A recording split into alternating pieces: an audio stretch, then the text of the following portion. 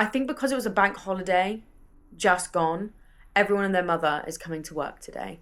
And I live around a bit of a building site, I think. Oh, why is there water on my desk? Hold on. Hello, welcome back. My name is India and I happen to read a lot. And April is over. April is done. It's dusted. We'll never get another April 2025 again. I don't know why I start every wrap up with some kind of existential dread, but here we are. April's done. April was the best reading month. I think the universe knew that after my quarterly check-in video, where I basically just slagged off how bad my reading was for the first quarter of the year, which is not all of the books, but overall the vibe was meh. The universe just went, you're gonna have a great April. I will say, sneak peek for May, we're back to our regularly scheduled programming of everything's kind of disappointing me, but April was an exception, and April was good. I did forget that I gave like 3 5-star books in February, and yet I still felt that those 3 months were meh. But I'm about to top that because we have 5 5-star reads in April. A lot of people, like my colleague Tracy, she says, oh, I rarely give out 5 stars. 5 stars, if it's a 5-star, it's like the best book ever. I said, I read for enjoyment, all right? And if I thoroughly enjoyed it, it's a 5-star. I think, you know, just let people give out 5 stars.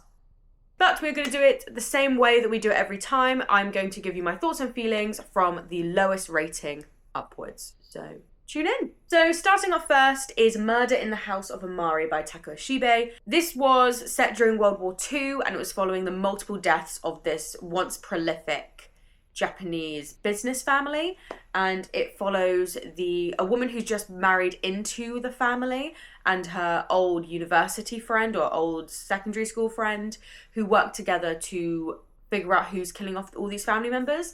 It started off really, really strong. The writing was incredibly engaging. The first couple of chapters, we were flicking so quickly through points in time. It was just so, like, I'd never read anything like it in a Japanese crime novel. And then the crime started happening and I was like, this is getting juicy. And then it just got boring very, very quickly. I ended up getting to about, I want to say like 150 pages in, maybe even more. And something switched in my brain and I was like, I am finding this incredibly boring. The characters were interesting enough. Like I liked our 2 main characters. But I did end up reading the end, though I did persevere through to the end. And I think what solidified how much I kind of was a bit disappointed by this book was not only was it kind of teetering on boredom, but the ending itself does something which I hate with a burning passion. I love a fucking plot twist. There's kind of an expectation in crime books for there to be a plot twist.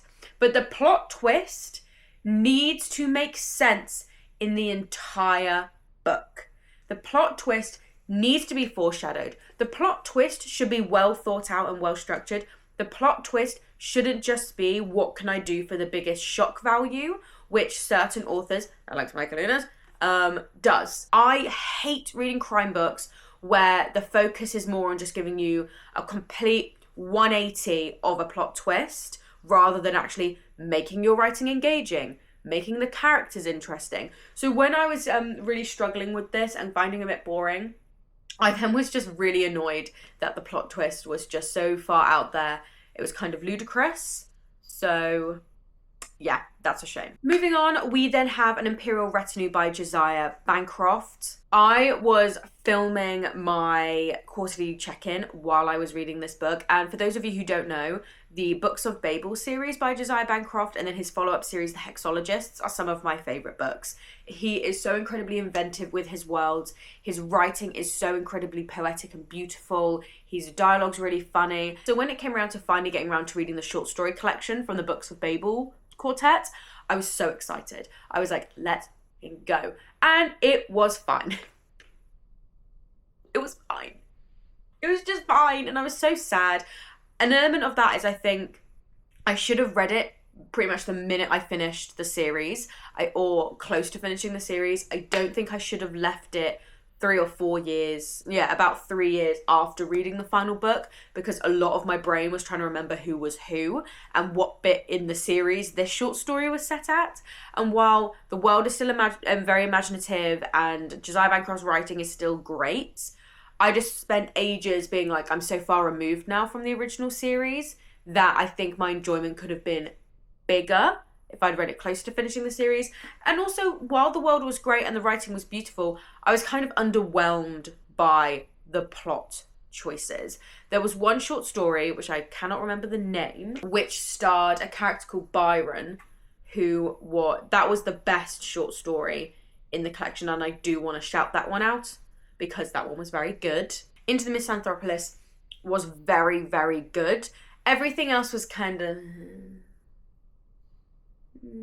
Okay, I just want to preface and say, April was actually, the latter half of April was better than the first part of April, because this was also included in a list where I was like, this was good, he's my favourite author, but it could have been better. So next up is The Dead Cattail Assassins by Peter Jolly Clark. This is my least favourite of his work. I gave this a 3.5 stars, so it's still good. And 9 times out of 10, 3.5 specifically is on the good scale. But his books are nearly 4.5 stars every time. And I read Ring Shout last year, which was amazing. This kind of just missed the mark for me. Again, similar to Josiah Bancroft, I love the worlds. Every single world that he creates, his writing's really interesting. But there was just something off. The plot was just not as interesting this time around. The characters were fine. I wasn't like, oh my god, I love these characters the way that I've loved his other characters. I kind of felt, and this is the case with books and authors that you just love so much, you just put them on such a high pedestal that when you get something that maybe is a little bit, it's okay, it's not their best work, it hits you harder because you're like, no. I am used to you pumping out 5 4-star books. What do you mean? The Dead Cattail Assassins follows our main character, whose name I have now forgotten. Aveen.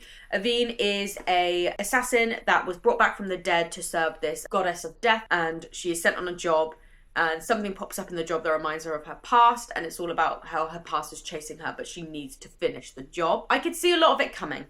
I didn't see the actual ending and the big reveal of the connections to the past, but I did see a lot of the elements of this story coming. Again, I didn't love, Aveen as a character didn't grab me, but the world was nice and I did really enjoy the ending. It's just, the plot was just kind of like, I've seen better from this author. Then we move on to my first Christie of the year. For those of you who don't know, every year I try to read at least 3 or 4 Christie books because I'm trying to read all of her work. I think this is something I've been doing since about 2018. This is like book 22 or 23. I'm trying to remind myself actually what even happened in this book. I gave this book 4 stars. It was a solid Christie book. It was also a Christie book that felt different to some of the stuff that she brings out. It wasn't like a Poirot is at a location, someone dies, and then at the end they all get together and he reveals it. It's not like that. This could have been higher. Again, this is one of those things. I gave it a 4 stars. I really enjoyed it, and I think I enjoyed it because I liked the way that this was written, because it was so different from some of the stuff she's brought out. In this case, this woman called Eleanor Carlisle is on trial for the murder of a woman called Mary Gerard because they were rivals in love. And instead of Poirot going around finding the murder, revealing the murderer, and that murder then going to trial, this is Poirot is trying to find evidence that could potentially prove that Eleanor Carlisle did not kill Mary Gerard. So it's a little bit of a different kind of story from Christie. So I really, really liked that. I thought all the characters were really interesting, and I liked the kind of psychology behind this. Specifically, this kind of rivals in love element was done really, really well, of trying to understand the connection between these romances. Because the thing in this male character wanted us to believe that he definitely wanted to be engaged to this woman, 100%, but then like he saw another woman one time and was like, I've just been overcome with love, I hope you understand that, and expected her to be really chill about it. So the psychology in this book is done really, really well, and I do like seeing Poirot in a slightly different light. The only thing that let it down from being potentially a 5-star read was that, again, the ending itself was too far-fetched. I think it had a lot more going for it than Murder in the House of Omari, because I liked the characters more, I liked the plot more, I liked the writing style more. But again, it does fall into that category of like, why the fuck are we bringing out these plot twists out of our arse? Like, I genuinely think Agatha must have been like at a dartboard and just like threw a dart and whatever character it landed on, she would have to somehow make that work in the novel, that was the murder. I actually thought that the plot was going to go a completely different way, and I actually like where I thought the plot was going to go more than what actually happened. So I had a lot going for it. This was a very, very strong book. I just thought the reveal of who the murderer was another one of those, I've just made it up just to have a plot twist for the sake of a shocking plot twist, and those irk me so fucking much. Then we enter our 5-star reads. Every single one of these were 5 stars. How insane is that? Every single one of these. Starting off, Yona of the Dawn, Volume 6. Actually, the book that made me realise, why the fuck have I been so slow on reading my manga this year? I have been trying to branch out a lot. I say this all the time. Even though I was like, let's go back to my roots. There's always a small part of me that's like, oh, I just want to try something different. So I wanted to read all the little black classics. That was my goal for this year. On my day off, I'd read one little black classic, Got to the 4th black classic. I was so bored. I was reading that and then was like, do you know what? I'm not vibing with it. Let's just go in with the old faithful. Let's read Yona of the Dawn Volume 6. And Yona of the Dawn Volume 6. I mean, it's a 5-star book, obviously, so we know it's good. But Yona of the Dawn Volume 6 was just so good. It reminded me, bestie, put those little classics down. You're not going to fucking read those. You've got a whole little bookshelf of manga. Read that. And that's exactly what I'm doing, because after I film this, I've got a couple of manga volumes I want to read. But this one is really, really good. In particular, the things that I love the most in Yona of the Dawn are, one, when you can see Yona's very clear characterization and very clear character growth, and how she is slowly, with every volume, but slowly getting closer to being the ruler that this kingdom needs. I love every time she does something, and I'm like, Yona, yes. Also, I love the romance element. Love it, love it, love it, love it. Hack in this volume, 10 out of 10. And I was probably going to give this like a 4.5 star without the romance element. But the romance element for me is so strong in this that it's just amazing.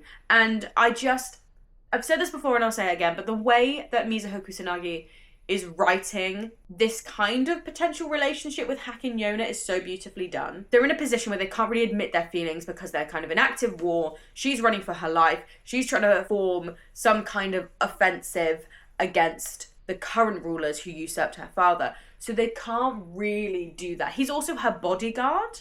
So there is also the element of like, he's sworn to protect her, and is this going too far, which is always really fun. She also adds just enough flirting, enough little moments between the two of them where you're not just like, oh my god, we're having the same thing every volume. There's always something that happens between the two of them where you're like, oh my god, please just get together and be happy. But the circumstances mean that they have way too many other worries and things on their mind to talk about it. And you can see them ever so slightly moving closer together with each volume. It's just so well done. It's so well written. Continuing on with the manga kind of theme that we've got going on right now, we have Your Lie in April this is volumes 1, 2, and 3. It's an omnibus. It follows Koze, who was a up-and-coming piano prodigy,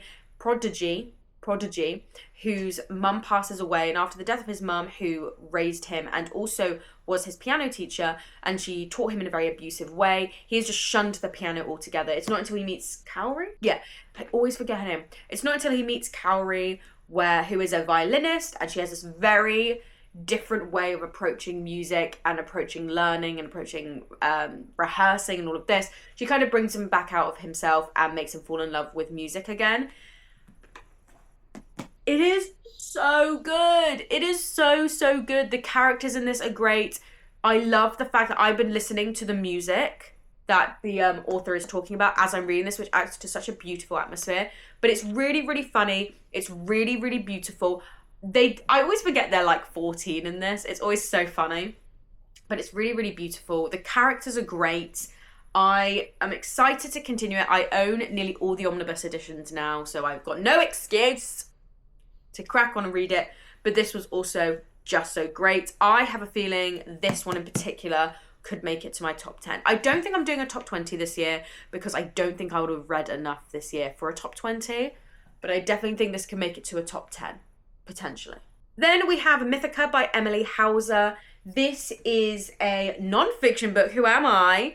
This is a non-fiction book about recontextualizing the women from Greek myth, specifically the Odyssey and the Iliad, and taking archaeological historical finds and applying that to how we then view the ancient Greek world, which in turn will inform us on how we view Helen and Penelope and all of that, and thinking, you know, if this is what it's like for a woman who's kind of meant to represent who Helen is, we can get a clearer picture of who she is, and also just giving you an insight of what it was like being a woman in ancient Greece. It's a very good amalgamation of many different things.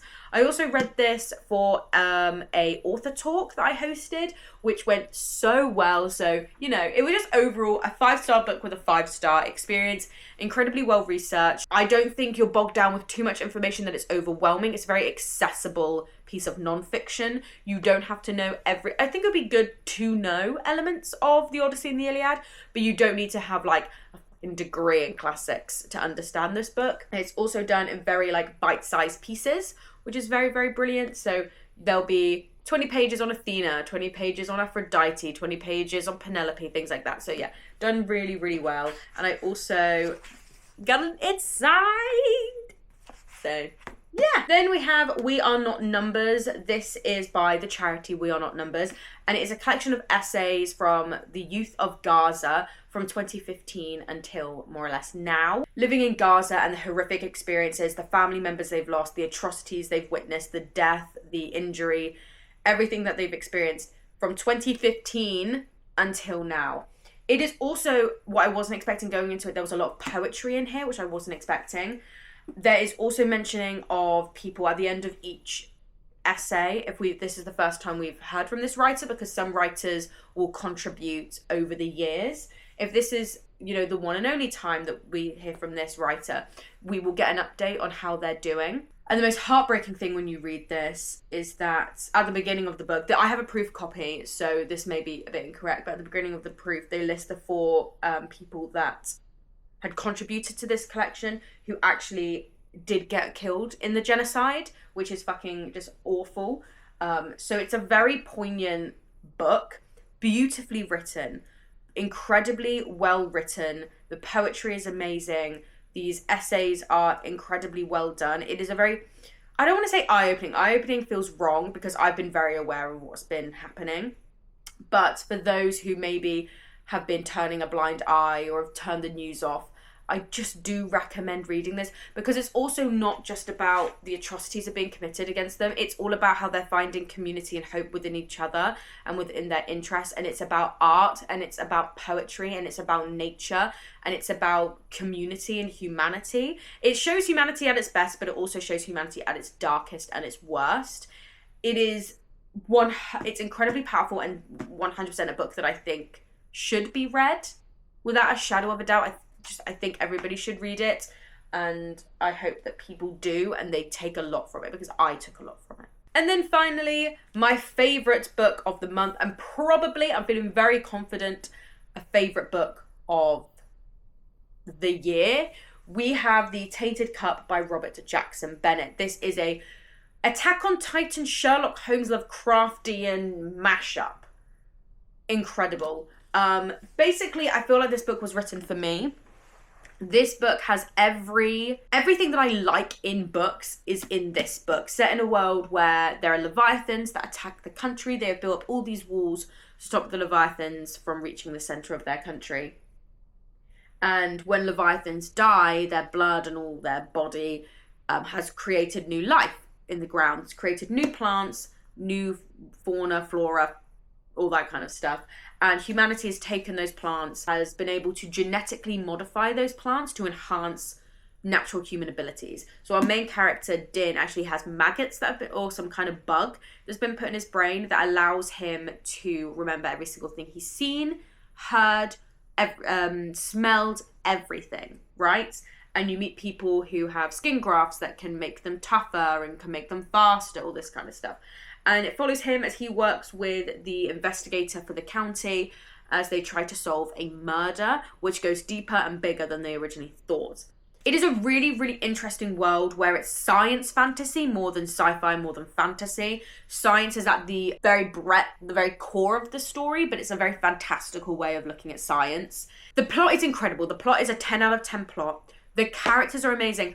I never thought that I would love these characters as strongly as I did. Din and Anna are complete foils of each other. Din is very straight-faced, to the point facts, and Anna is very like, you don't really know where she is in her brain at that point in time. She's incredibly fucking funny. I could picture someone like Helena Bonham Carter playing her, that kind of eccentricity that she has. She's incredibly funny. She's incredibly autistic coded, I'm just saying. The plot is amazing. The world building is so interesting. We read this for my book group, and one of our strongest takeaways was the fact that we've never seen world building like this. And when I was like, I want to read more fantasy, I want to read more chunky fantasy, I want to read fantasy like this. I want to read fantasy that isn't a carbon copy of what's out there. I really feel like Robert Jackson Bennett put the work in and the effort in to really create something that is unique and interesting and never been done before. Like everybody says, they want multiple Knives Out books. They're like, movies. They're like, oh, I just want Daniel Craig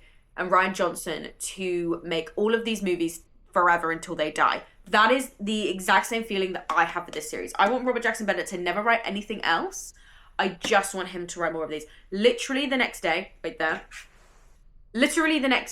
I got the second book, which is A Drop of Corruption. Exactly how or when I'll get round to it, because I do like to give a little bit of time between my sequels, especially because this has just come out. So then I don't want to read this and then have to wait like 2-3 years for hopefully a third book. I don't know. But this is really good. This is a locked room mystery, and also with a character who is one step ahead of Anna, which is very unheard of. But yes, that is it. Thank you so much for watching. Only 9 books read this month, which is my shortest read in a month for in a very, very long time, but also some of the best books I've read this year, which is amazing. See, it's quality, not quantity. I say, even though I was a little bit sad I only read 9. But thank you so much for watching. Please let me know if you read any of these books or any books you'd recommend based on what I've loved. You want to keep following me, please subscribe, obviously. I talk about books every Thursday, and I do weekly vlogs, which I talk about my life, and also books that I'm reading, which come out every Monday. So feel free to subscribe if you want to see more of me. But yeah, thank you so much. Have a lovely rest of your day.